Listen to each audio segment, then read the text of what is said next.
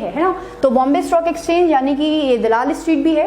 दूसरी बात 1875 में इसकी क्या हुई थी, इसका एस्टेब्लिशमेंट हुआ था, और जब ये उस वक्त हुआ था उसके बाद इसको मान्यता नहीं प्राप्त थी, अथॉरिटी नहीं प्राप्त थी, तो इसको क्या किया गया, थोड़ा सा ट्रस्ट करके 1925 में इसको अथॉरिटी दी गई थी, नॉट परमानेंट, अस्थायी अथॉरिटी दी गई थी, यानी कि मान्यता दी गई थी। देन 1957 का ईयर था और यहाँ पे क्या कर दिया गया था, इसको स्थायी मान्यता दे दी गई थी।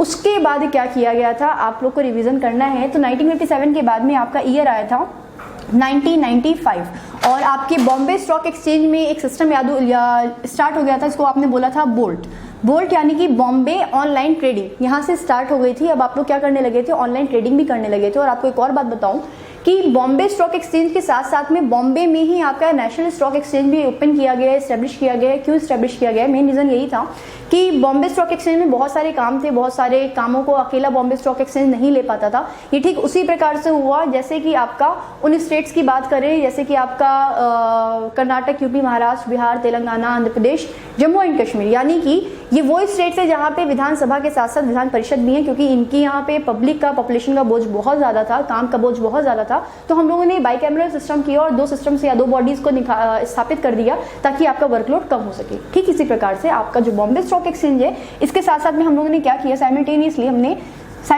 नहीं, थोड़ा सा टाइम के बाद में जब हमारे पास प्रेशर बढ़ गया था तो हमने एनएससी की भी स्थापना कर ली थी। आज आप एनएससी पढ़ोगे और आप उन सारे के सारे का नहीं, लेकिन आप जो 5 नेशनल लेवल के आपके जो स्टॉक एक्सचेंज है इन इंडिया, उनके बारे में पढ़ने वाले हैं ना।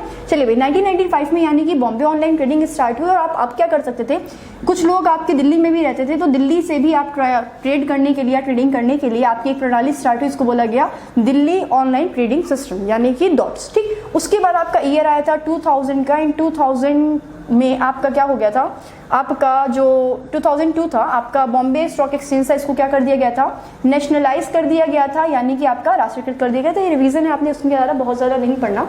अभी देखिए, मैंने बोला कि बहुत सिंपल सी बात है, अगर आप सिर्फ इंडिया की बात करेंगे ना, तो इंडिया में आपके 5 हैं नेशनल लेवल के स्टॉक एक्सचेंज। ठीक, और उन सभी नेशनल स्टॉक एक्सचेंज या जो आपके प्राइवेट 5 हैं नेशनल स्टॉक एक्सचेंज, उनको सपोर्ट करने के लिए आपके 18 प्रादेशिक लेवल पे, यानी कि प्रोविंशियल लेवल पे, यानी कि आप बोलेंगे रीजनल लेवल पे भी आपके 18 आपके स्टॉक एक्सचेंज फंक्शन करते हैं, वर्क करते हैं। उनमें से कानपुर स्टॉक एक्सचेंज भी, जिसको आप यूपी स्टॉक एक्सचेंज के नाम से भी जानते हैं, वो फंक्शन करता है।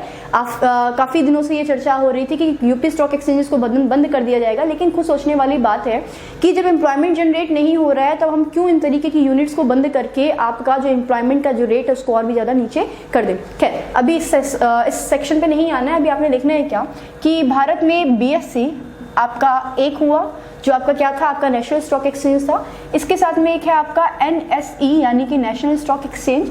इसके साथ में एक और स्टॉक एक्सचेंज है जिसको आप बोलते हो क्या, over the counter exchange of India, या ओटीसीआई भी बोलते हो। इसके साथ में एक आपका है interconnected stock exchange of India. Then आपका 5th नंबर पे है, इसका नाम है क्या, आपका इंडो नेक्स्ट। तो ये हैं आपके कैसे, आपके ये 5 नेशनल लेवल के स्टॉक एक्सचेंज। और इनका अगर आप लोग फॉर्मेशन ईयर, इनका फंक्शन, इनके जो प्रमोटर्स हैं और इनके जो स्पॉन्सर्स हैं उनके बारे में अगर आपको पता चल जाएगा तो आपके लिए क्या रहेगा, आपके लिए बहुत ज्यादा हेल्पफुल रहेगा। खैर, अभी क्या करते हैं, बीएससी पढ़ चुके थे, आपको इसका पता भी चल गया। अगर बात करें किसकी, आपके नेशनल स्टॉक एक्सचेंज की, यानी कि एनएससी की, तो फिर से बीएससी का जो लोड था उसको कम करने के लिए आपका क्या किया गया, आपका नेशनल स्टॉक एक्सचेंज की स्थापना करी गई। कब स्टार्ट करा गया, स्थापना करी गई 1992 में, यानी कि 1992 में। लेकिन इसके जो ऑपरेशंस थे वो आपके स्टार्ट हुए थे, यानी कि बोलते हैं हिंदी में इसको परिचालन, कि इनका फंक्शनिंग या इनकी वर्किंग है जो स्टार्ट हुई, ऑपरेशन स्टार्ट हुए, आपके ईयर था वो 1994, यानी कि 2 साल के बाद इसमें ऑपरेशन स्टार्ट हुए थे। इस एनएससी का भी जो मुख्यालय है वो कहाँ पे है, मुंबई में है। पहली बात, कहाँ पे है, मुंबई में है। और आपके जो एनएससी है आपको एरो के फॉर्म में ही करना है, क्योंकि आपको सिर्फ और सिर्फ ऑब्जेक्टिव टाइप क्वेश्चंस को कवर करना है। कॉन्सेप्चुअल जो है आपके जो कॉन्सेप्ट्स होते हैं उनको सिर्फ समझना होता है, उनको लिखना नहीं होता, आप लिख के काम नहीं करोगे, उनको सिर्फ समझोगे। तो एनएससी है इसका C&X, एक मिनट, C&X 500 एंड CNS 50, ये इसके 2 हैं क्या, इंडेक्स क्या होते हैं, जैसे मैंने आपको कल सेंसेक्स के बारे में बोला था, BSE 200, BSE 500, BSE 50, BSE auto, BSE pharma, BSE power, इन सभी के बारे में जो मैंने आपको कल बोला था, ये सारे के सारे इंडेक्स हैं जो बताते हैं कि जो आपकी कंपनी है वो ऊपर जा रही है कि नीचे जा रही है। ठीक इसी तरीके से आपका क्या है, आपका S&P 500 और आपका S&P 50, ये क्या है, आपके इंडेक्स हैं, किसके, आपके नेशनल स्टॉक एक्सचेंज के। ठीक, मुख्यालय आपका मुंबई में है। और इसके अगर बात करें प्रमोटर का मतलब क्या होता है, दो टर्म्स होते हैं, एक होता है आपका प्रमोटर एंड एक होता है आपका क्या, आपका स्पॉन्सर। तो स्पॉन्सर जो होते हैं वो लोग क्या करते हैं, प्रमोटर्स उन संस्थाओं को, उन इंस्टीट्यूशंस को सेलेक्ट करते हैं जो इन फ्यूचर हमारे ऊपर क्या करेंगे, हमारे ऊपर पैसा लगाएंगे और हमारे ऊपर हमारा प्रमोशन करेंगे। लेकिन जो आपके स्पॉन्सर होते हैं वो क्या करते हैं, अल्टीमेटली यही वो बंदे होते हैं जो पैसा लगाते हैं, आपको फाइनेंशियल एड प्रोवाइड करते हैं ना। तो आपने समझा क्या एनएससी के बारे में। एनएससी यानी कि national stock exchange of India, इसकी स्थापना 1992 में हुई थी, लेकिन ऑपरेशन 1994 से स्टार्ट किए गए थे। इसका जो हेडक्वार्टर है वो मुंबई में है। और इसमें आपके जो प्रमोटर की बात करेंगे तो आपका industrial development bank of India क्या है, इसका प्रमोटर है। और प्रमोटर होने के साथ साथ ये इसका स्पॉन्सर भी है कि IDBI और उसके साथ में आपका LIC एंड GIC यानी कि life insurance corporation and general insurance corporation भी जो है इसके स्पॉन्सर है, यानी कि पैसा देते हैं किसको, आपके नेशनल स्टॉक एक्सचेंज को, ताकि ये फंक्शन अच्छी तरीके से करता रहे, काम अच्छी तरीके से करता रहे। और इसके जो इंडेक्स हैं वो आपके क्या हैं, आपका S&P 500 एंड S&P 50, ये इसके क्या है इंडेक्स। इसका स्क्रीनशॉट लीजिए एंड देन हम लोग क्या करेंगे, हम लोग पढ़ाई करेंगे over the counter exchange of India की। बहुत सिंपल सा है, आपने ऐसे ही समझना है। फंक्शन सिंपलर वही होते हैं कि आपके जितने भी स्टॉक एक्सचेंज होते हैं इनमें आप लोग क्या करते हो, मैंने बोला था स्टॉक एक्सचेंज यानी कि एक कंपनी का नहीं, यहाँ पे मल्टीपल कंपनीज के शेयर्स मिलते हैं। और अगर आप शेयर मार्केट की बात करें, यहाँ पे सिर्फ और सिर्फ एक कंपनी का शेयर आपको मिलेगा, सिर्फ उसी का शेयर मिलेगा। तो स्टॉक एक्सचेंज है, बहुत सारी कंपनियों के शेयर मिलते हैं और इन्हीं शेयर्स की, इन्हीं सिक्योरिटीज की, इन्हीं डिबेंचर्स की आप लोग क्या करते हो, खरीद फरोख्त करते हो। कहाँ पे, आपके स्टॉक एक्सचेंज में। ठीक है, इसको हटा रहे हैं। और नेक्स्ट आप लोग पहुंचेंगे, BSC हो गया, NSC हो गया आपका। अभी आप पढ़ेंगे over the counter exchange of India के बारे में। देखिए भाई, थर्ड आपका जो आपका नेशनल स्टॉक एक्सचेंज की कैटेगरी में आता है, इसको बोलते हो क्या, over the counter exchange of India. अब देखिए भाई, इसकी स्पेशलिटी क्या है। सबसे बड़ी बात, ये भारत का पहला ऐसा स्टॉक एक्सचेंज था जो पूरा का पूरा कंप्यूटर बेस्ड है, यानी कि फुल्ली कंप्यूटर बेस्ड है आपका। कौन सा, आपका over the counter exchange of India. फिर दूसरी बात क्या होती है, जैसे आप लोगों को याद करना है कि अगर आप लोग सोचो कि आपको याद करना है, किस तरीके से याद करोगे इन सभी चीज़ों को, या जितने भी मैंने बताया, मेरा तो जो आपका ऑर्डर है वो आगे पीछे हो गया, लेकिन आप क्या कर सकते हो, जितने भी आपके 5 आपके जो स्टॉक एक्सचेंज है नेशनल लेवल के, उनको आप देखेंगे, उनका जो एस्टेब्लिशमेंट डेट है उसका आप अगर सीक्वेंस में रखेंगे कि पहला आपका ये आया था, दूसरा आया था। मैंने BSC को पहले बताया क्योंकि मेरी नज़र में BSC एशिया का सबसे बड़ा स्टॉक एक्सचेंज है। और आपको बताऊं, विश्व के 5 स्टॉक एक्सचेंज जो बड़े हैं उनमें भी अपना नाम शामिल कराता। तो आपको जो 5 स्टॉक एक्सचेंज है उनके बारे में भी पता होना चाहिए, वो मैं बताऊंगी आपको जब मैं इंडेक्स बताऊंगी उन्हीं 5 देशों के, है ना। तो over the counter exchange of India, इसका जो एस्टेब्लिशमेंट हुआ था ये आपका 1989 में हुआ था, कि 1989 में ये एस्टेब्लिश हुआ था। और इसका जो ऑपरेशन थे वो आपके ऑपरेशन स्टार्ट हुए थे कब से, ऑपरेशन स्टार्ट हुए थे 1992 से, यानी कि जब आपका नेशनल स्टॉक एक्सचेंज बना था तब इसके ऑपरेशन स्टार्ट हुए थे। और आपका 1994 में नेशनल स्टॉक एक्सचेंज ने ऑपरेशन करना स्टार्ट किया था, यानी कि ये पहले बन गया था और फंक्शन भी इसने पहले चालू किया था। और ये भारत का कैसा है, ये भारत का first fully computerised stock exchange है, स्टॉक एक्सचेंज ऑफ इंडिया।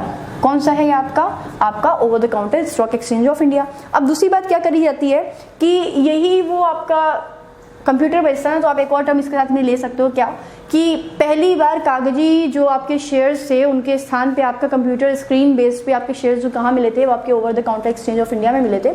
इसका भी अगर बात करी जाए किसकी, प्रमोटर की, तो आप सभी लोगों को पता होगा कि प्रमोटर क्या होते हैं। तो आपका यूनिट ट्रस्ट ऑफ इंडिया यानी कि UTI जो इसका क्या है, इसका प्रमोटर है। और उसके साथ साथ में ICICI एंड SBI कैप, समझ में आया होगा आपको। कैप का मतलब मैंने कल वाली क्लास में बताया था कि यूनिट ट्रस्ट ऑफ इंडिया, साथ में आपका SBI कैप यानी कि SBI कैपिटलाइजेशन या कैपिटल्स, और उसके साथ में आपका क्या है, आपका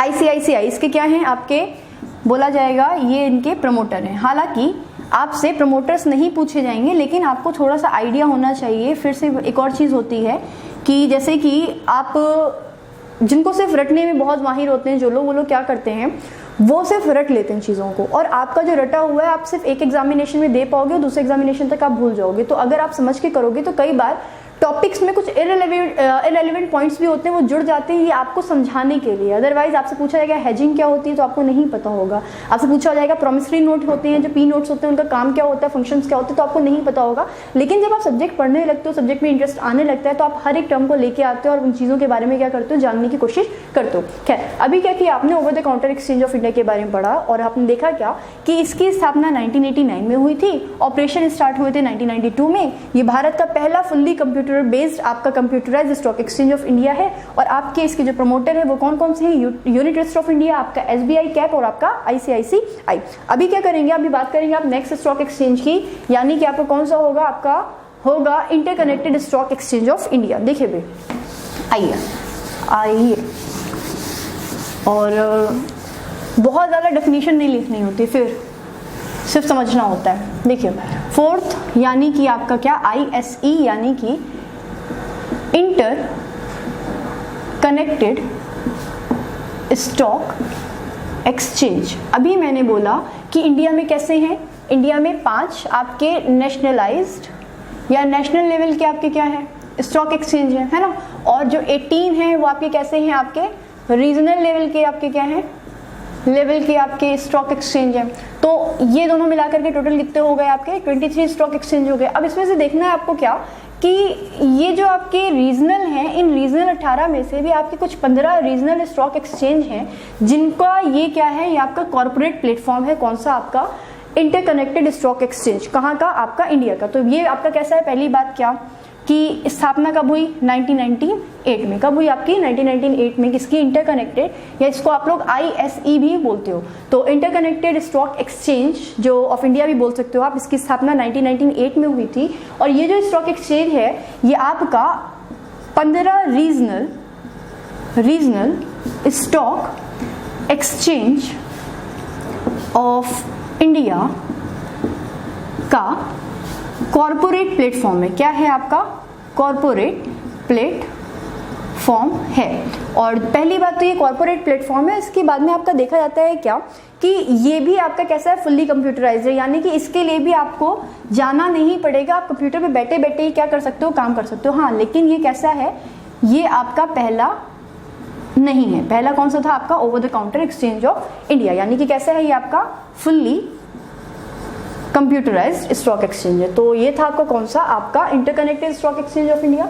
इन चीज़ों को याद रखिएगा और इस चीज़ के लिए आप अपना प्लीज़ अपडेट रहिए, कभी भी कहीं से भी न्यूज़ में सुन के में आ जाए कि अभी आपके स्टॉक एक्सचेंज कितने हैं। तो 23 हैं, पहले 24 थे, अभी आपके कितने हो गए हैं, 23 हो चुके हैं ना। चलो भाई, आपका इंटरकनेक्टेड हो गया, आपका NSE हो गया, आपका BSE हो गया, ओवर द काउंटर हो गया। अभी आपका बच्चा इंडोनेक्स्ट। तो इंडोनेक्स्ट क्या है, वो क्या करता है, स्पेशल किस लिए है, वो ये भी देखेंगे हम लोग, है ना। देखिए आपका नेक्स्ट है इंडोनेक्स्ट, यानी कि 5, यानी कि आपका इंडोनेक्स्ट। तो ये जो है ये क्या है, इंडोनेक्स्ट जो आपका स्टॉक एक्सचेंज से ही क्या था, ये जो छोटी कंपनी होती है, उन छोटी कंपनी के जो आपके शेयर्स होते हैं, उन शेयर्स में लिक्विडिटी बनी रहे, शेयर्स की वैल्यू बनी रहे, उनकी तरलता बनी रहे, इसलिए क्या किया गया था, इसका बोला जाता है इसकी स्थापना करी गई थी सन 2005 में। किसके द्वारा करी गई थी, फिर से भी लिख दूंगी क्या कि कैसी वाली कंपनियां, जो छोटी कंपनी होती हैं, कैसी होती हैं, छोटी कंपनियों के शेयर्स की लिक्विडिटी बनाए रखने के उद्देश्य से,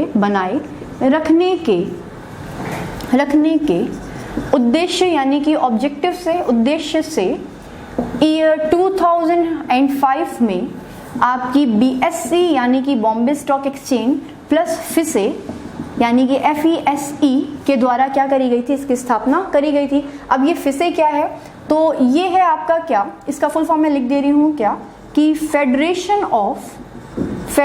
ऑफ इंडियन स्टॉक एक्सचेंजेस। ठीक, ये क्या है, federation of Indian stock exchanges है आपका FISE।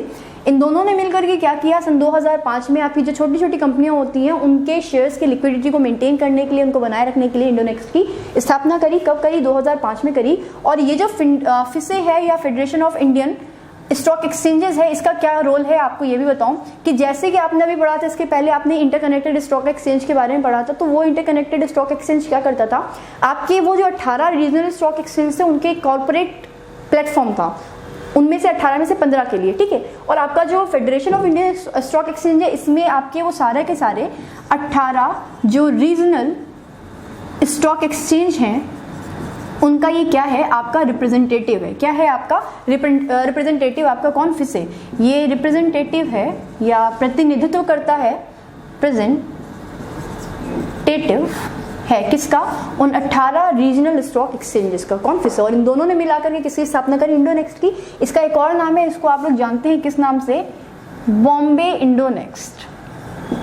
किसके नाम से, बॉम्बे इंडोनेक्स्ट के नाम से भी जाना जाता है, क्योंकि बॉम्बे का बहुत ज़्यादा मेजर रोल है किसके एस्टेब्लिशमेंट में, आपकी इंडोनेक्स्ट के एस्टेब्लिशमेंट में। कब एस्टेब्लिश हुआ था, सन आपका 2005 में। फटाफट से इसका स्क्रीनशॉट लेंगे और आप लोग क्या करेंगे, आप लोग पढ़ेंगे दूसरी चीज़ के बारे में। दूसरी चीज़ यानी कि बहुत सारे ऐसे टर्म्स हैं जो आपको पढ़ने हैं इससे रिलेटेड, है ना भाई। चलिए स्क्रीनशॉट ले लिया, आ जाइए। अभी मैंने बोला था क्या कि जो बॉम्बे स्टॉक एक्सचेंज है जो विश्व के 5 सबसे बड़े स्टॉक एक्सचेंज है, उन 5 सबसे बड़े स्टॉक एक्सचेंजेस में से एक है, तो बाकी की 4 कौन से हैं वो भी जान लेंगे। देखिए भाई आपका वो और ये तो हो गए स्टॉक एक्सचेंज। अब पब्लिक को कैसे अपनी तरफ अट्रैक्ट किया जाता है इन शेयर मार्केट्स के द्वारा, तो यहाँ पे आपके क्या होते हैं, यहाँ पे आपके होते हैं शेयर मार्केट्स यानी कि स्टॉक एक्सचेंज, और उसके साथ में आपके क्या होते हैं, इंडेक्स होते हैं। तो आप क्या लिखोगे, आप हेडिंग डालोगे वर्ल्ड के 5 बड़े स्टॉक एक्सचेंज, या लिखेंगे विश्व के 5 बड़े स्टॉक एक्सचेंज। तो सबसे बड़ा कौन सा है, अगर ऑफलाइन क्लास होती तो मैं जरूर पूछती कौन सा है, कोई बताएगा, हाथ उठाए जिसको आता हो। ठीक, विश्व का सबसे बड़ा या स्टॉक एक्सचेंज कौन सा है, बताइए भाई कौन सा होगा विश्व का सबसे बड़ा स्टॉक एक्सचेंज। ठीक, चलिए भाई आपने सुना होगा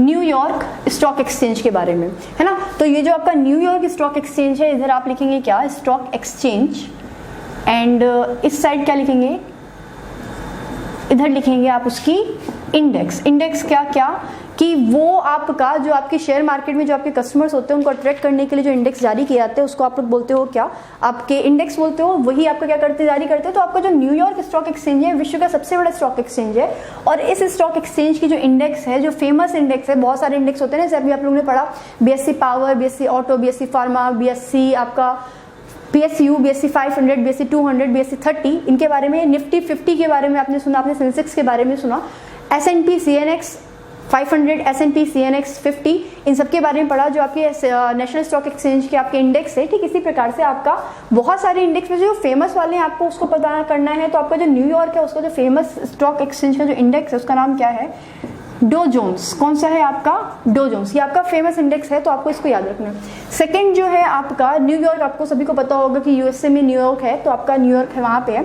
इसके अलावा भी एक है जिसका नाम है क्या, आपका नेस्डैक। क्या है आपका, नेस्डैक है, और इसका भी हेडक्वार्टर न्यूयॉर्क में ही है, और ये भी आपका क्या है, ये आपका अमेरिकन स्टॉक एक्सचेंज है नेस्डैक। और इस नेस्डैक का स्टॉक एक्सचेंज की अगर आप बोलोगे कि आपका इंडेक्स कौन सा है, तो इसका स्टॉक एक्सचेंज का इंडेक्स भी आपका क्या है, आपका नेस्डैक ही है ना।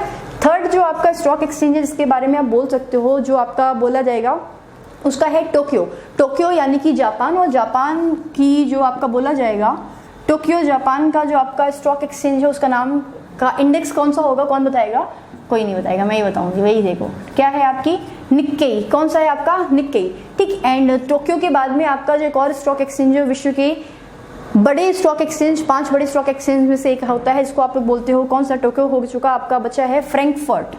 फ्रैंकफर्ट यानी कि आपका जर्मनी। तो जो फ्रैंकफर्ट है ये आपका क्या है, ये आपका 5 बड़े स्टॉक एक्सचेंज में से एक है, और इसका जो आपका बोला जाएगा कि जो करेंसी है, जो या जो इंडेक्स है उसका क्या है, वो है आपका मिड डेक्स। कौन सा है, मिड डेक्स। तो इसके बाद आपको पता होगा BSE यानी कि बॉम्बे स्टॉक एक्सचेंज, और इसका क्या है, सेंसेक्स यानी कि सेंसिटिविटी इंडेक्स। तो ये हैं आपके क्या, ये आपका है इंडेक्स। इसके अलावा भी हैं जैसे हांगकांग का हैंग सेंग है, ये आपको पता होनी चाहिए। आपसे जो मेजर करेंसीज बोले जाते हैं जिनकी कन्वर्जन में बहुत ज़्यादा प्रॉब्लम नहीं मतलब बहुत ज़्यादा डिमांडिंग करेंसीज हैं शेयर मार्केट में, तो आप बोल सकते हो पाउंड, आप बोल सकते हो युआन, आप बोल सकते हो जापान की येन, आप बोल सकते हो डॉलर, बट ऑब्वियस है कि आपका होगा ही होगा। अगर आप गल्फ कंट्रीज में जाएंगे तो वहाँ पे आपको रियाल भी मिलेगी, जो आपकी क्या है फेमस है, जो आपकी यूज़ होती है ना एज अ करेंसी, ठीक। अच्छा, शेयर मार्केट में बहुत ज़्यादा प्रयोग होता है। ये तो हो गया आपकी क्या विश्व की 5 बड़े शेयर मार्केट। अभी क्या करना है आपको, कुछ ऐसे भी टर्म्स हैं। सबसे बड़ी बात, अभी आपको रेगुलेटर के बारे में पढ़ना है, आपके सारे के सारे स्टॉक एक्सचेंज का, इसका नाम है क्या, सेबी। तो सेबी का फंक्शन क्या होता है, सेबी में मेंबर्स जो होते हैं उनकी संख्या कितनी होती है, मैं बताऊंगी, आ जाओगे। इसका स्क्रीनशॉट ले लीजिए और फटाफट से स्टार्ट। एक बार देखना है, New York stock exchange index Dow Jones, आपका नेस्डैक न्यूयॉर्क, ये भी अमेरिका है, ये भी आपका नेस्डैक है, इसकी इंडेक्स है। टोक्यो का है निक्केई, फ्रैंकफर्ट जर्मनी का आपका मिडडेक्स है, और आपका बॉम्बे बीएससी यानी कि बॉम्बे स्टॉक एक्सचेंज का आपका क्या है, सेंसेक्स है। ये दुनिया के 5 बड़े स्टॉक एक्सचेंज हैं, जिनमें से आपका जो बॉम्बे स्टॉक एक्सचेंज है जिसको दलाल स्ट्रीट भी बोला जाता है, ये आप इंडिया का नहीं, एशिया, इंडिया के साथ साथ एशिया का भी सबसे बड़ा क्या है स्टॉक एक्सचेंज है ना भाई। अभी क्या करना है आपको, पढ़ना है सेबी के बारे में। और सेबी जैसे आरबीआई था, जैसे इरडाई था, इरडाई यानी कि इरडा बेसिकली बोला जाता है, इरडाई इंडिया आप लगा सकते हो, उसमें insurance regulatory development authority of India, तो 2000 में बना था। इसको आपको याद रखना है। सेबी यानी कि क्या, आपका security exchange board of India, ठीक। इसकी स्थापना कब हुई थी और क्या काम करता है ये आपको जानना है। तो जो आपका security exchange board of India होता है, इसकी स्थापना 12 अप्रैल 1988 को हुई थी। लेकिन अगर बात करी जाए कि ऑपरेशंस कब से स्टार्ट हुए थे, वो तो अलग, ऑपरेशंस भी स्टार्ट हो गए थे, लेकिन क्या किया गया था, इसके 4 साल बाद यानी कि ईयर 1992 से इसको क्या किया गया, एक एक्ट आया, इसको बोला गया क्या, सेबी एक्ट। कौन सा एक्ट आया, सेबी एक्ट 1992 के तहत बामुशक्कत की सजा दी जाती नहीं। सेबी एक्ट 1992 के तहत क्या किया गया, आपका सेबी को नेशनलाइज कर दिया गया, सेबी को क्या कर दिया गया, आपका नेशनलाइज कर दिया गया, यानी कि अब ये क्या हो गया, नेशनलाइज किया गया, यानी कि ये अब एक कॉन्स्टिट्यूशनल बॉडी बन चुका है आपका सेबी। इसलिए इसके मेंबर्स की संख्या जानना आपको बहुत जरूरी है। काम क्या करता है ये भी आपको जानना बहुत जरूरी है। तो सेबी को क्या किया गया, नेशनलाइज किया गया, और उसके बाद में क्या बन गया, ये कॉन्स्टिट्यूशनल यानी कि संवैधानिक निकाय यानी कि बॉडी बन गया। कौन, आपका सेबी। तो अब सेबी करता है क्या, समझ लेंगे, फिर मैं लिख भी दूंगी, उसमें करना कुछ भी नहीं है। कि ये जो आपका सेबी होता है, ये आपके जितने भी स्टॉक एक्सचेंज होते हैं, उन सारे के सारे स्टॉक एक्सचेंजेस में जो भी आपके स्टॉक्स बिकते हैं, जो भी आपके शेयर्स बिकते हैं, उन सारे के सारे सिक्योरिटीज जो बिकती हैं, उन सभी का जानकारी अपने पास में रखता है, पहली चीज। उसके बाद में हम लोग को कोई भी आइडिया नहीं है, नॉर्मल जो जनता होती है उसको कोई आइडिया नहीं होती है, उसको एक आकर के व्यक्ति बताता है कि इस चीज़ के शेयर्स आप खरीद लीजिए। यानी कि वो जो मीडिएटर्स होते हैं, जो मिडिल मैन्स होते हैं, उन सारे के सारे मिडिल मैन्स का रजिस्ट्रेशन भी आपका सेबी में ही होता है।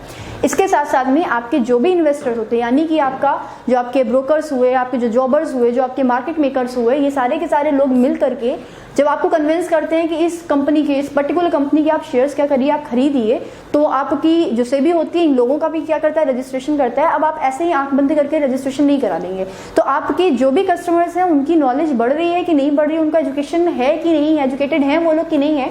तो आपका सेबी प्रमोट करता है आपके इन्वेस्टर्स के एजुकेशन को, कि वो पढ़ाई करें, उनको नॉलेज होनी चाहिए, वो बिना किसी नॉलेज के इन्वेस्ट ना कर दे किसी भी शेयर मार्केट में या किसी भी स्टॉक मार्केट में, स्टॉक एक्सचेंज में, है ना। तो ये भी सारी सारी चीज़ों की जो जिम्मेदारी होती है, जानकारी होता है, वो क्या करता है, सेबी करता है। इसके साथ साथ में जितने भी स्टॉक एक्सचेंज हैं इंडिया में, चाहे वो रीजनल हो, चाहे वो नेशनल लेवल के स्टॉक एक्सचेंज हो, उन सभी स्टॉक एक्सचेंज का क्या करता है, ऑडिट भी सेबी करता है। ऑडिट करता है, वेरिफिकेशन करता है, वो देखता है कि लेखा, नॉर्मली ऑडिट का मतलब होता है लेखाकरण, यानी कि देखता है उनका लेखा जोखा कि सारे के सारे जितनी चीजें बोली जा रही हैं, जिस क्वांटिटी में, जिस रेट में, एट पार में, एट प्रीमियम में, या एट डिस्काउंट में, या एट लॉस में, 3 टर्म्स होते हैं। एट पार यानी कि जो शेयर की वैल्यू थी प्रॉपर, उसी वैल्यू में शेयर को क्या किया जा रहा है, बेचा जा रहा है। एट प्रीमियम यानी कि शेयर की जो वैल्यू थी उससे ज्यादा कीमत पे उसको बेचा जा रहा है, या इसको प्रॉफिट भी बोल सकते हैं। और एट लॉस बोला आता है, तो लॉस में क्या होता है, आपका अगर 100 रुपए का शेयर है तो बेसिकली आपको 50 पे, 25 पे, 75 पे भी बेचा जा सकता है। खैर, अभी क्या करेंगे, इसके फंक्शन लिख लेंगे तो आपको समझ में आया क्या। सेबी यानी कि security exchange board of India. अच्छा, इसका मुख्यालय कहाँ है ये भी लिख लीजिए भाई। देखिए, मुंबई, आमची, बम्बई, है ना। तो मुंबई में इसका हेडक्वार्टर है, HQ लिख लेंगे आप, ठीक। हेडक्वार्टर मुंबई में है। 12 अप्रैल 1988 को इसका एस्टेब्लिशमेंट हुआ था और सेबी एक्ट 1992 के तहत इसमें क्या हुआ था, इसको एक नेशनलाइज करके इसको एक कॉन्स्टिट्यूशनल बॉडी बना दिया गया था सेबी एक्ट 1992 के द्वारा, ठीक है। अब सेबी के क्या करेंगे, फंक्शंस पढ़ेंगे और सेबी के फंक्शंस के साथ साथ सेबी के कितने मेंबर्स होते हैं उसके बारे में भी हम लोग क्या करेंगे, पढ़ाई करेंगे। सेबी के फंक्शंस, ठीक। तो आप अगर फंक्शंस की बात करें, जैसा कि मैंने अभी बोला, क्या बोला कि जितने भी मिडिल मैन्स होते हैं, जितने भी आपके क्या होते हैं, मीडिएटर्स होते हैं, तो सेबी आपके स्टॉक, शेयर, आपकी सिक्योरिटीज की क्या करते हैं, की जानकारी रखता है। पहली बात, जानकारी रखता है, ठीक। दूसरा काम क्या करेगा सेबी आपका, सेबी आपके जितने भी मिडिल मैन होते हैं, मिडिल मैन्स के रजिस्ट्रेशन भी करता है। क्या करता है, रजिस्ट्रेशन। क्योंकि आपने मान लीजिए किसी इंसान के ऊपर विश्वास करके आपने क्या किया, उसको पैसा दे दिया कि हाँ हम इतने शेयर्स खरीद रहे हैं, तो और उस इंसान ने क्या किया, आपका पैसा लेके भाग गया, तो अपनी एक आईडी दिखाएगा कि मैं एक रजिस्टर्ड, इस स्टॉक एक्सचेंज में, मैं सेबी में रजिस्टर्ड एक आपका मिडिल मैन हूँ, मैं ब्रोकर भी हो सकता हूँ, मैं जॉबर भी हो सकता हूँ, मैं मार्केट मेकर भी हो सकता हूँ, आपका वो भी ब्रोकर वगैरह उसको बोल सकते हैं। तो सेबी क्या करता है, मिडिल मैन्स के रजिस्ट्रेशन भी करता है, ठीक। उसके साथ साथ में ये स्टॉक एक्सचेंजेस की ऑडिट भी करता है। क्या करता है, ऑडिट भी करता है, ठीक। तो ये थे इसके कुछ काम। अब अगर सेबी के काम के बाद में सेबी के मेंबर्स की संख्या देखी जाए, तो जैसे आपने किसमें किया था, आपने किया था सेबी मेंबर्स, तो इसमें क्या होते हैं, जैसे आपने आरबीआई का गठन किया तो मैंने बताया था कि एक गवर्नर होते हैं, 4 डेप्यूटी गवर्नर होते हैं, आपके 4 रीजनल हेड होते हैं, 10 इकोनॉमिक यानी कि अर्थशास्त्र के क्षेत्र से आपके प्रसिद्ध व्यक्ति होते हैं, और आपके 2 आते हैं केंद्र सरकार से, ठीक। इसी प्रकार से आपका जो सेबी होता है, इसमें भी आप क्या करेंगे, उसी प्रकार से आप एक एरो के फॉर्म में बनाएंगे और उस एरो के फॉर्म में ही चीज़ों को क्या कर लेंगे, कवर कर लेंगे, है ना भाई। देखिए पहली बात, सेबी में होता है एक चेयरमैन। कौन होता है, एक चेयरमैन, और इस चेयरमैन के साथ में आपके 3 व्यक्ति और होते हैं। तो आप बोलोगे चेयरमैन प्लस 3 व्यक्ति होते हैं, या आप बोलो आपस में ऐसे कैसे, चेयरमैन होता है एक, ठीक, एक चेयरमैन हुआ। उसके साथ साथ में एक आपका फाइनेंस मिनिस्ट्री से व्यक्ति आता है, फाइनेंस मिनिस्ट्री से आता है, ठीक। और एक व्यक्ति आपका आता है आपका लॉ मंत्रालय से, यानी कि आपका बोलेंगे विधि मंत्रालय से आएगा, तो आपका मिनिस्ट्री से एक व्यक्ति आता है, ठीक। और आपके 1 2 3 हो गए, अभी आपको टोटल आपके 9 मेंबर्स होते हैं, तो उनमें से आपके 3 मेंबर्स होते हैं आपके, बोला जाएगा क्या कि ये आपके फुल टाइम मेंबर्स होते हैं। आपका जो चेयरमैन होता है ये भी फुल टाइम होता है, ठीक। और आपका जो 3 मेंबर्स होते हैं ये भी कैसे होते हैं, आपके फुल टाइम मेंबर्स होते हैं ना। और इसके साथ साथ में आपके 2-4 बंदे और होते हैं, जैसे कि आप बोल सकते हो कितने हो गए, 1 2 3 6 3 बचे हैं। तो 2 बंदों को, 2 मेंबर्स को आपकी सेंट्रल गवर्नमेंट क्या करती है, रिक्रूट करती है। सेंट्रल गवर्नमेंट के द्वारा क्या किए जाते हैं, रिक्रूट किए जाते हैं। और आपका एक बंदा, सॉरी चेयरमैन फुल टाइम नहीं होता, आपके यहाँ पे जो 3 मेंबर्स होते हैं ये फुल टाइम होते हैं, और इसके साथ में आपका एक व्यक्ति और होता है जो कि आता है कहाँ से, आपकी आरबीआई से। तो एक व्यक्ति कहाँ से आएगा, आरबीआई से। अभी आप कॉल करेंगे क्या, काउंट करेंगे क्या, एक चेयरमैन हुआ, 2 आपके सेंट्रल गवर्नमेंट से आए, एक फाइनेंस मिनिस्ट्री से आया और एक लॉ मिनिस्ट्री से आया, यानी कि 1 2 3 और 2 5। इसके अलावा 4 और चाहिए हमें, तो एक होता है आरबीआई से एक बंदा आता है, और 3 बंदे आते हैं, 3 मेंबर्स आते हैं जो भी आपके ये भी आपके वित्त मंत्रालय से नहीं आते, ये आपके आरबीआई के मेंबर ही होते हैं, जो कि फुल टाइम मेंबर्स होते हैं, यानी कि पूरे के पूरे टाइम रहते हैं टिल ये मर ना जाए, है ना। तो ये इस तरीके से आपके टोटल आपके सेबी में कितने होते हैं, 9 मेंबर्स होते हैं। अब क्या होता है इस तरीके से, क्योंकि कॉन्स्टिट्यूशनल बॉडी है तो आपको सेबी का मेंबर्स की संख्या पता होनी चाहिए, और आपकी केंद्र सरकार ही क्या करेगी, इसके चेयरमैन को आपका नॉमिनेट करेगी, है ना। तो ऐसे बिना उसके काम नहीं चलेगा, आपकी केंद्र सरकार का बहुत बड़ा मेजर रोल होता है। इसीलिए जो नए नए चेंजेस आते हैं वो केंद्र सरकार के टेन्योर में ही आते हैं, है ना। अभी क्या करते हैं, इसको हटाते हैं, समझ लेंगे फिर से। सेबी 12 अप्रैल 1988 को एस्टेब्लिश हुआ था। 1992 से एक सेबी का एक्ट आया था, अधिनियम आया था, जिसके तहत इसको क्या कर दिया गया था, इसको बोल दिया गया था कि ये कॉन्स्टिट्यूशनल बॉडी है। फिर क्या किया, इसका हेडक्वार्टर आपने पढ़ा मुंबई में है। काम क्या करती है, शेयर सिक्योरिटीज की जानकारी रखती है, मिडिल मैन का रजिस्ट्रेशन अपने पास में रखती है, स्टॉक एक्सचेंज की ऑडिट भी करती है कि वहाँ पे सारे के सारे काम सही हो रहे हैं कि नहीं हो रहे हैं। उसके अलावा यहाँ पे एक बंदा आता है, आपका चेयरमैन होता है। एक बंदे के साथ में आपके 8 मेंबर्स भी होते हैं, यानी कि एक चेयरमैन प्लस 8 होते हैं, यानी कि टोटल 9 मेंबर्स होते हैं, जिनमें से एक लॉ मंत्रालय से या लॉ मिनिस्ट्री से आता है, एक फाइनेंस मिनिस्ट्री से आता है, 2 सेंट्रल गवर्नमेंट रिक्रूट करती है 2 बंदों को, और 4 बंदे आपके आते हैं आरबीआई से, जिसमें आपका एक वो भी होता है, चेयरमैन भी होता है ना। तो टोटल आपके कितने हो गए, आपके 9 मेंबर्स हो गए।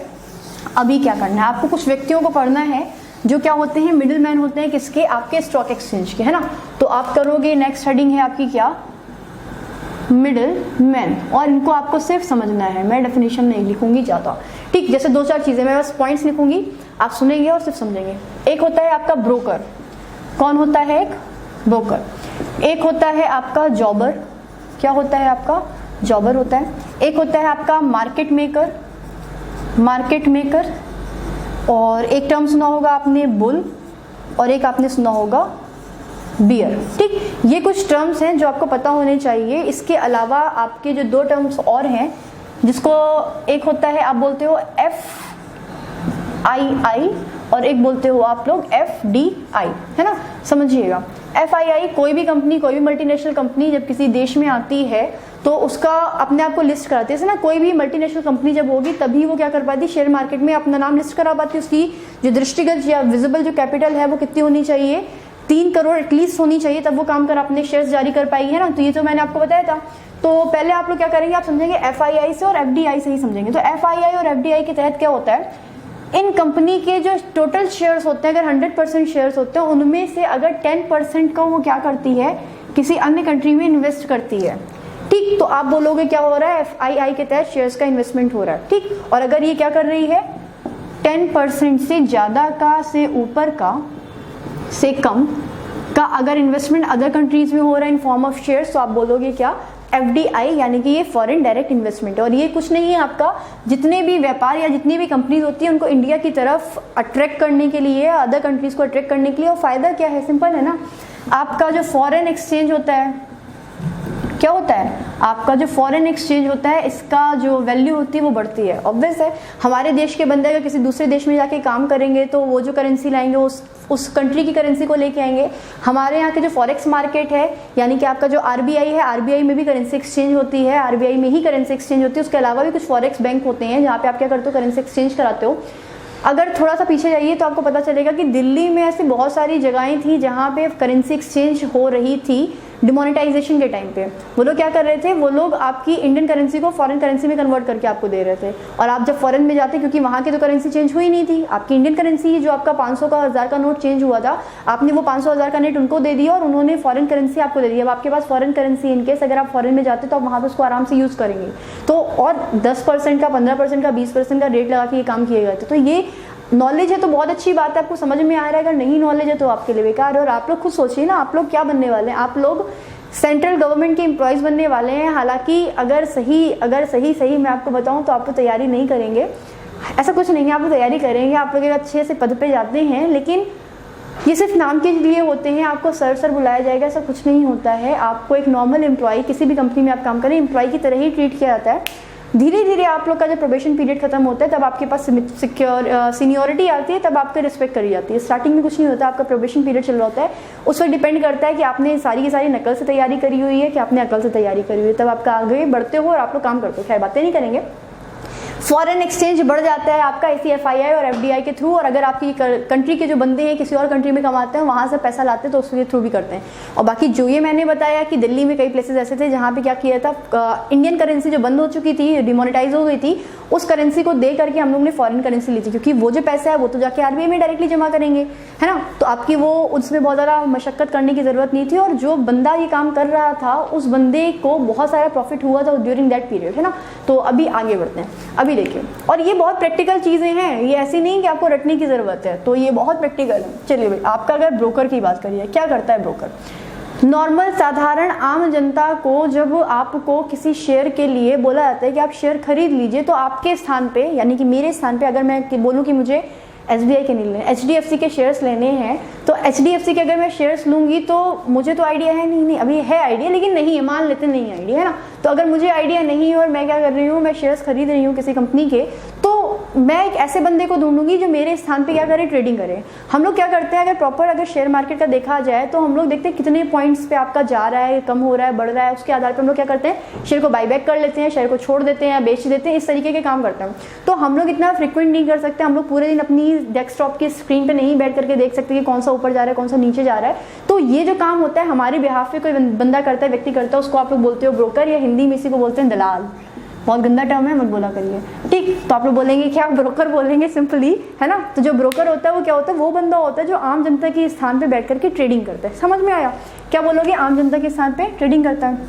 अगर बात करेंगे जॉबर की, तो इसको हिंदी में भी जॉबर ही बोलते हैं। क्या बोलते हैं, जॉबर। और ये जो जॉबर होता है ये क्या करता है कि ये ब्रोकर ऑफ ब्रोकर होता है। क्या होता है, ये जो जॉबर होता है ये होता है आपका ब्रोकर ऑफ ब्रोकर्स। मतलब समझ रहे हैं, इसका मतलब कि ये किसी एक पर्टिकुलर शेयर होता है, उसमें बहुत ज़्यादा विशेषज्ञता पाता हुआ व्यक्ति होता है, और उस विशेषज्ञता होने के आधार पे ये क्या करता है, बल्क में मात्रा में उसको ले लेता है। और आपके जो ब्रोकर्स होते हैं, जो हम लोग वाले ब्रोकर्स होते हैं, दलाल जो होते हैं, उन दलालों को पर्टिकुलर अगर उनकी डिमांड होती है ना कि मुझे यही वाला शेयर चाहिए, तो ये व्यक्ति क्या करते हैं, उनको वही वाला शेयर ला करके देते हैं। कौन, आपके जॉबर्स। यानी कि हम लोगों को शेयर्स अलॉट प्रोवाइड कराते हैं, दिलवाते हैं, खरीदवाते हैं, वो कौन दिलवाते हैं, आपके ब्रोकर्स, ठीक। लेकिन हमारे जो ब्रोकर्स होते हैं, उन ब्रोकर्स को अगर कोई शेयर दिलवा रहा है, वो कौन दिलवाएगा, आपका जॉबर। इसीलिए उसको क्या बोला गया, ब्रोकर ऑफ ब्रोकर्स। देन आपका सुना होगा आपने मार्केट मेकर। तो अगर मार्केट मेकर की बात करी जाए तो ये जो आपका मार्केट मेकर होता है ये बेसिकली करता क्या है कि ये बल्क में, जैसे उसने खरीदी थी, बल्क में आपने पर्टिकुलर कोई एक खरीदी थी, ये भी आपकी सिक्योरिटीज को, आपके शेयर्स को, बॉन्ड्स, आपके बॉन्ड्स को खरीदता है, लेकिन ये उनको खरीदने के साथ साथ उनके प्राइस को भी फिक्स करता है। कौन, आपका मार्केट मेकर। यानी कि ये कीमत, उनकी बाइंग जो प्राइस होता है और उनका जो सेलिंग प्राइस होता है उसको एडजस्ट करता है, उसको बना के रखता है। कौन, आपका मार्केट मेकर। इसलिए जो आपका over the counter exchange of India होता है वो आपका, उसमें बेसिकली उसको मार्केट मेकर ही बोला जाता है, क्योंकि वो क्या करता है, वो प्राइस फिक्स करता है किसके, आपकी शेयर्स की, कि उसकी जो आपकी बाइंग प्राइस है वो क्या होगी और आपकी जो सेलिंग प्राइस है वो क्या होगी। तो आपके मार्केट मेकर का बेसिकली काम क्या है कि ये आपके शेयर्स का बाइंग और सेलिंग प्राइस को क्या करता है, मेक करता है, बनाता है, इसलिए इसको बोलते हैं मार्केट मेकर। और अगर आप बोलेंगे किसके बारे में, बुल के बारे में बोलेंगे, तो ये बुल और बियर में सबको बहुत ज़्यादा क्या हो जाती है, कंफ्यूजन हो जाती है। सिंपल सी चीज़ है, इसको समझिएगा।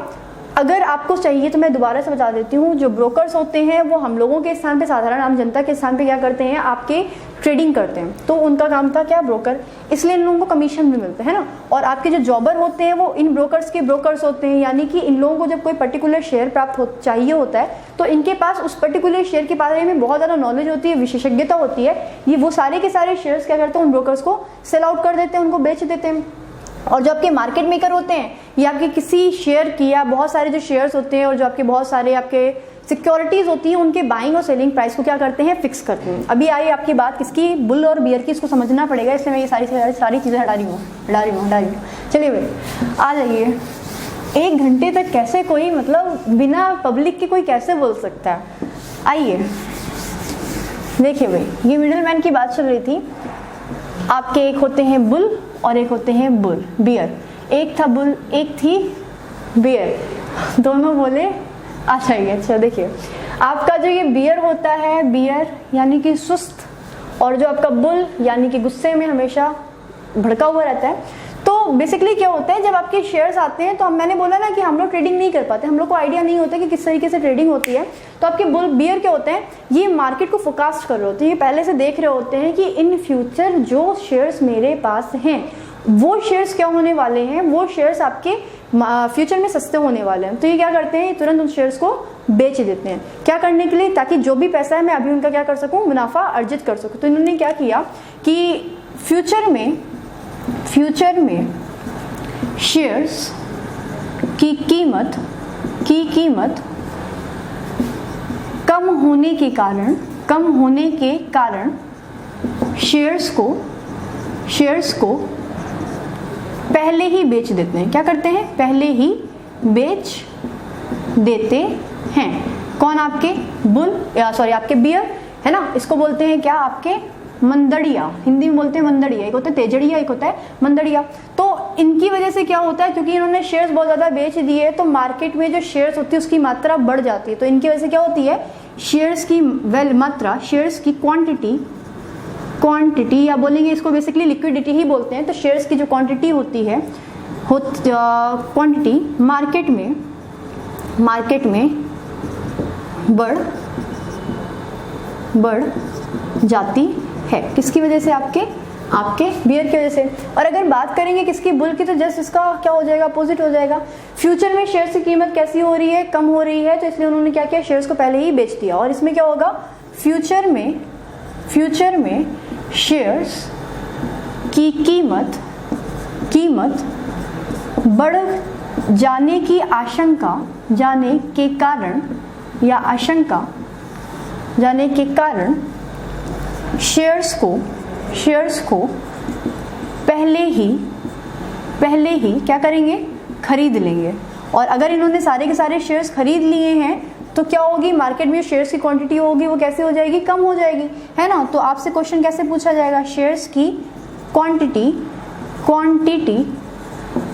कम हो जाती है। कहाँ पे? मार्केट में। ठीक, देखिए भाई, अभी देखिए क्लियर हुआ ना कि जो आपका बेयर होता है इसको मुंदड़िया बोला था, इसको बोलेंगे क्या आप? तेजड़िया। क्या बोलेंगे? यानी कि बहुत तेज भागता है। आपको कौन सा? आपका तेजड़िया और मुंदड़िया, यानी कि बेयर जो होता है वो बहुत धीरे धीरे भागता है। उसको पहले से डर लगा होता है कि मेरा जो शेयर है, अब इससे आप और भी चीज़ों को लगा सकते हो, आप थोड़ा सा बस ब्रेन यूज़ करोगे।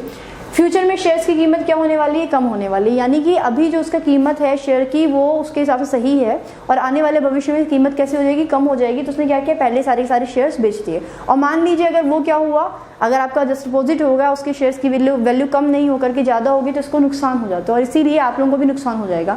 हम लोग को इतना आइडिया नहीं होता मार्केट का, फोरकास्टिंग का, तो हम लोग क्या करते हैं? हम लोग ब्रोकर्स पे डिपेंडेंट रहते हैं, और उन्हीं में से जो क्या करते हैं, जो शेयर्स को सेल आउट करते हैं, आपके वो कौन होते हैं? आपके बियर होते हैं। और आपके जो शेयर्स को बाई करते हैं उनको बोलते हैं आप लोग क्या? तेजड़िया, यानी कि बुल। और इनसे शेयर की क्वांटिटी मार्केट में बढ़ जाती है, और इससे शेयर की मात्रा क्या हो जाती है? कम हो जाती है। अब एक और चीज़ पता चली होगी आपको, क्या? जैसे कि मैंने आपको इन्फ्लेशन के अकॉर्डिंग बताया था कि अगर आपकी इन्फ्लेशन की बात करी जाती है या महंगाई की बात करी जाती है, तो महंगाई में क्या होता है कि आपकी मुद्रा की मात्रा, यानी कि जो आपकी करेंसी होती है उसकी मात्रा, क्वांटिटी मार्केट में बहुत ज़्यादा बढ़ गई है, यानी कि उसकी वही कोई वैल्यू नहीं रह गई है। ठीक, इन्होंने भी यही किया। इन्होंने क्या किया? उसकी मात्रा फ्यूचर में कम होगी, इन्होंने पहले ही कम कर दी, उसकी क्या करी? क्वांटिटी बढ़ा दी। इसलिए किसी कंपनी का जो शेयर होता है उसकी वैल्यू को इंक्रीज और डिक्रीज करने वालों में इन लोगों का बहुत ज़्यादा योगदान होता है। क्योंकि अगर इन लोगों ने सभी लोगों ने क्या किया? पहले जो शेयर खरीदे सबने अगर सेल आउट कर दिए, तो अब यानी कि उस कंपनी की कोई वैल्यू नहीं रह गई है, या उसकी वैल्यू धीरे धीरे डाउन जा रही है। तो इनका, यानी कि जो तेजड़िया और जो मंदड़िया होते हैं, यानी कि जो बियर और जो आपके बुल होते हैं, या जो बुल और बियर होते हैं, इनका बहुत ज़्यादा, ये मार्केट को बहुत ज़्यादा प्रभावित करते हैं, बहुत ज़्यादा इफेक्ट करते हैं ना। चलिए भाई, आपका इंडियन फाइनेंशियल सिस्टम या मार्केट था वो पूरा का पूरा टॉपिक कंप्लीट हो चुका है। अभी आपने बहुत सारी चीज़ें पढ़नी है, और वो बहुत सारी चीज़ें मैं ही पढ़ाऊंगी, है ना। चलिए भाई, अभी तक समझ में आ गया होगा आप लोगों को, इसका स्क्रीनशॉट ले लीजिए।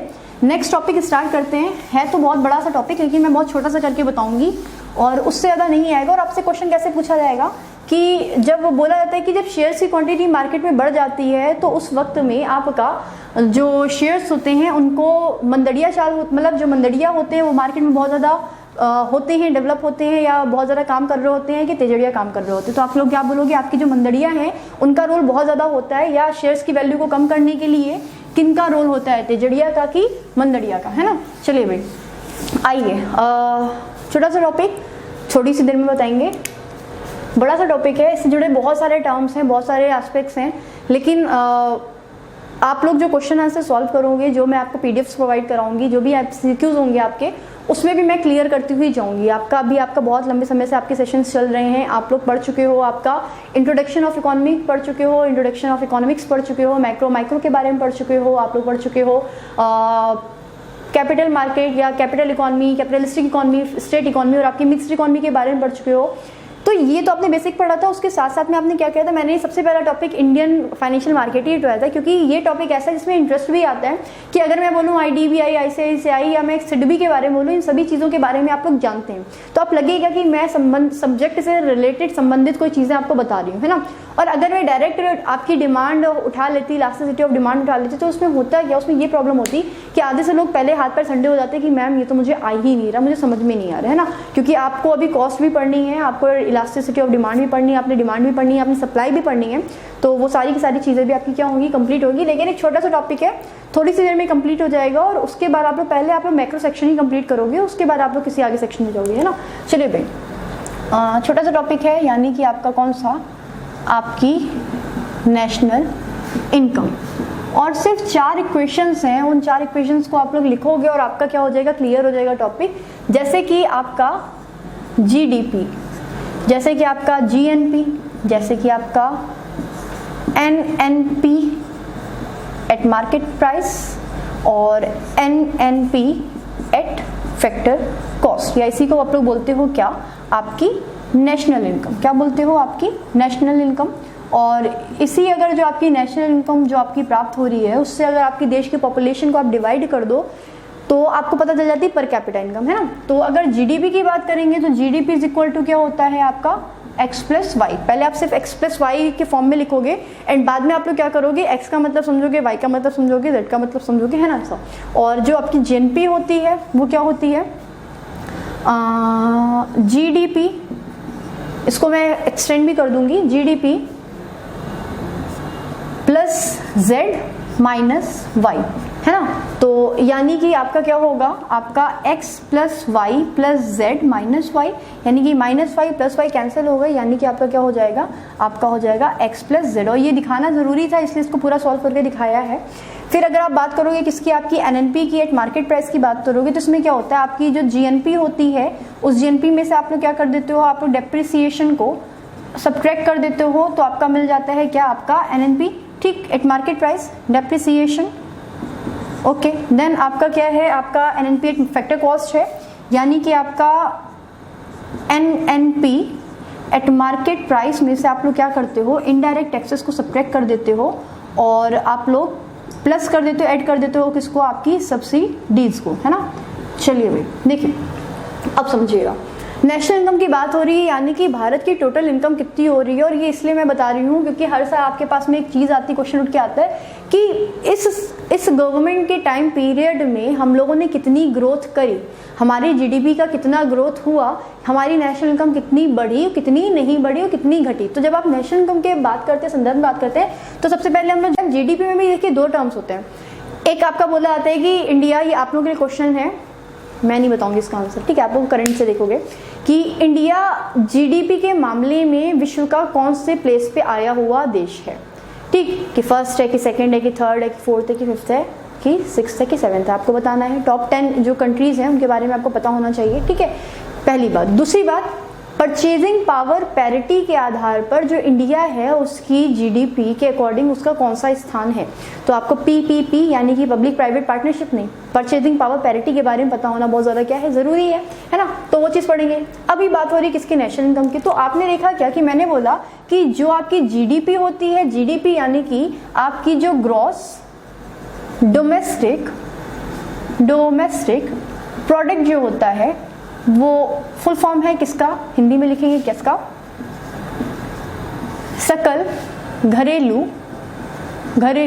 उत्पाद, यानी कि घरेलू की बात हो रही है, यानी कि आपके घर की बात हो रही है, यानी कि इंडिया की जो फिजिकल बॉर्डर्स हैं, यानी कि इंडिया की जो पॉलिटिकल बॉर्डर, फिजिकल बॉर्डर नहीं, पॉलिटिकल बॉर्डर, इंडिया की जो भी टेरिटरी है, यानी कि आपका इंडिया ही पड़ता है, इंडिया की सीमा के अंदर अंदर अगर आपके देशवासी यानी कि X और आपके विदेशी यानी कि आपके Y अगर किसी भी उत्पाद को प्रोडक्शन करते हैं, किसी भी कंपनी में अपनी सर्विस देते हैं, तो उनको सैलरी मिलेगी, और उनकी जो सैलरी होती है उसको आप लोग अपना टोटल काउंट करके बोल देते हो क्या है, आपकी ग्रॉस डोमेस्टिक प्रोडक्ट है। तो आपने बोला क्या कि फिर से लिखेंगे क्या, X का मतलब क्या होगा कि किसमें, आपकी देश में, किसके द्वारा, देशवासियों के द्वारा, जिनके पास किसकी नागरिकता है, भारत की नागरिकता है, कि देश में देशवासियों द्वारा क्या किया गया उत्पादन यानी कि प्रोडक्शन, और दी गई सेवा सर्विस यानी कि टर्सरी सेक्टर, सेवा से होने वाली आय यानी कि इनकम, ठीक, आए गए इनकम, इसको आपने क्या बोला, इसको आपने बोला एक्स। क्या होती है वो? एक्स होती है। तो समझ में आया ना। एक्स क्या बोला कि देश के अंदर, डोमेस्टिक की बात करेंगे तो सब कुछ देश के अंदर हो रहा होगा। क्या कि देश के अंदर देशवासियों द्वारा किया गया उत्पादन और दी गई सेवा से होने वाली आय को आपने बोला एक्स होती है। और अगर आप वाई की बात करोगे तो ये क्या होती है आपकी, जहां पे देश में देशवासी लिखे हैं वहां पे आप विदेशी कर लोगे। तो कि देश में क्या, विदेशियों द्वारा किया गया उत्पादन और दी गई सेवा से होने वाली आय, क्या लिखोगे? वाई बराबर विदेशियों द्वारा, कहाँ पे? देश के अंदर ही, यानी कि वो लोग विदेशी जो आपके देश में आकर के क्या करते हैं, काम करते हैं, सर्विसेज देते हैं, प्रोडक्शन करते हैं, तो वो भी अपनी सैलरी कुछ बनाते हैं यहाँ पे, इंडियन करेंसी में उनको सैलरी मिलती है, लेकिन इस करेंसी को वो अपने देश में नहीं चला सकते। तो वो जब यहाँ से जाते हैं तो अपने इंडिया से जाते हैं और इंडियन करेंसी का यूज करते हुए जब अपने देश में आते हैं, जैसे कि इंडिया में आरबीआई है और फॉरेक्स बैंक्स हैं, वो लोग क्या करते हैं, करेंसी को एक्सचेंज कर लेते हैं। वैसे उनकी भी कंट्री में एक्सचेंज होते हैं। इवन आपके एयरपोर्ट्स में भी, आपके डॉकयार्ड्स, बंदरगाह नहीं बोलेंगे, आपके एयरपोर्ट्स होते हैं, आपके जहां से आपके शिप्स चलते हैं, आपके वहां पे भी नेवल पोर्ट्स होते हैं, वहां पे भी आपके क्या होते हैं, करेंसी एक्सचेंज होती है। तो आप वहां पे भी करेंसी को चेंज कर सकते हो, डिपेंड करते हैं कि आप कहाँ पे करना चाहते हो, है ना। और उसमें भी थोड़ा टैरिफ रेट्स की थोड़ी सी चेंजेस होता है कि आपको कितना बेनिफिट मिल रहा है। आप जब एयरपोर्ट जाओगे तो आपको पता चलेगा ये सारी की सारी चीजों के बारे में, है ना। अभी क्या देखेंगे, आपने बोला क्या, एक्स यानी कि देश में देशवासियों द्वारा किया गया उत्पादन और दी गई सेवा से होने वाली आय, और वाई वाला विदेशियों द्वारा देश में किया गया उत्पादन और दी गई सेवा से होने वाली आय का जो योग होता है, जो एडिशन होता है, उसको आप बोलते हो क्या, आपकी जीडीपी यानी कि ग्रॉस डोमेस्टिक प्रोडक्ट। ठीक, अगर आप बात करोगे किसकी, जीएनपी की, तो अभी आपके अंदर सिर्फ देशवासी ही चाहिए हमें, देश में ही चाहिए हमें, और विदेश में हमें जो इंडियंस थे, विदेशी नहीं थे, विदेशी इंडिया में नहीं, जो इंडियंस विदेशों में रह रहे थे उनके द्वारा भी जो की गई आय और दिया गया या काम किया गया जो पैसा था, जो उनकी इनकम मिलती, उसको भी आप लोग इंक्लूड कर लोगे। जैसे कि मैंने बोला क्या, जीडीपी थी यानी कि एक्स प्लस वाई थी। अब हमें इंडिया में विदेशियों द्वारा किया गया उत्पादन और दी गई सेवा से होने वाली आय से कोई मतलब नहीं है, तो हमने उसको क्या कर दिया, हमने उसको कैंसिल आउट कर दिया, वाई से हटा दिया। बोला गया क्या कि जीडीपी में अगर आप जेड को जोड़ लें और माइनस कर दे किसको, वाई को, यानी कि विदेशियों द्वारा देश में किया गया उत्पादन और दी गई सेवा से होने वाली आय को हमने सब्ट्रैक्ट कर दिया। और जो ये जेड है ये क्या है, ये देशवासियों द्वारा कहाँ पे, आपके विदेशों में, उन्होंने विदेशों में जो भी अपना काम किया और जो भी उनको सैलरी मिली है वो अपनी कंट्री में लाएंगे ना, तो रेमिट कराएंगे ना, चेंज कराएंगे ना। तो बोलते क्या है कि अपना जब एक्सचेंज कराएंगे फॉरेक्स मार्केट में आपके उनकी करेंसी को, सपोज आपका डॉलर है, तो उससे भी क्या होती है, इंडिया की इनकम होती है। ठीक है, तो आपने बोला क्या कि जीडीपी में से यदि आप क्या कर देंगे, देशवासियों द्वारा विदेशों में किया गया उत्पादन और दी गई सेवा से होने वाली आय को आपने ऐड कर दिया, और देश में विदेशियों द्वारा की गई आय से हमें कोई मतलब नहीं, क्योंकि वो अपने देश में लेके जाएगा, हमें कोई नहीं देगा, तो उसको हमने क्या कर दिया, सब्ट्रैक्ट कर दिया। तो आपकी क्या निकलती है, आपकी निकलती है एक्स प्लस जेड, यानी कि देशवासियों द्वारा देश में किया गया उत्पादन और दी गई सेवा से होने वाली आय, और देशवासियों द्वारा विदेशों में किया गया उत्पादन और दी गई सेवा से होने वाली आय को हमने जब जोड़ दिया तो मिल गया आपका क्या, आपका ग्रॉस नेशनल प्रोडक्ट। तो अब यहाँ पे टेरिटरी का कोई मतलब नहीं था, यहाँ पे सिर्फ करेंसी से मतलब था या पैसे से मतलब था। तो ये हो गया आपका क्या, इनकम से मतलब था, जीएनपी हो गया।